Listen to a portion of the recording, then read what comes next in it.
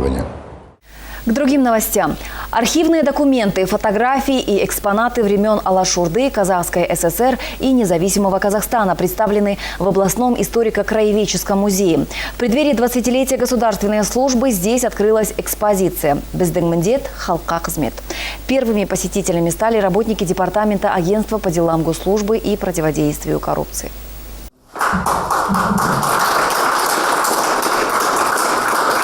На стендах представлены уникальные фотографии, документирующие 3 ключевых этапа развития нашей республики.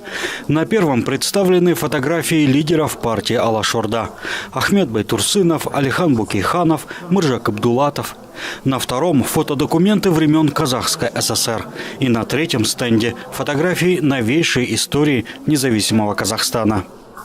Здесь представлены экспонаты, объемные экспонаты нашего Карагандинского областного историко-краеведческого музея. То есть это хранились в фонде нашего музея.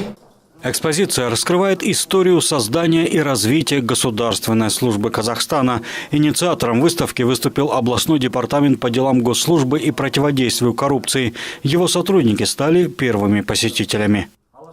Тем самым хотим поднять имидж государственной службы. Конечно же, здесь речь идет о повышении доверия граждан, населения к государственным органам.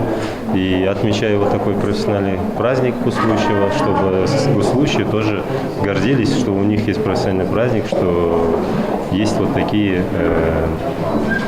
события, совершаются ежегодно в канун вот таких праздников. День государственного служащего в Казахстане отмечается 23 июня. Впервые этот день отпраздновали в 2013 году. Проводятся различные конкурсы как среди чиновников, так и среди журналистов на лучшее освещение работы государственной службы. Организаторы уверены, что новая экспозиция в областном историко-краеведческом музее также будет способствовать улучшению имиджа госслужащего, повышению к нему доверия со стороны граждан. Андрей Теншал, Карал Тынбеков, Андрей Тимофеев, Первый Карагандинский.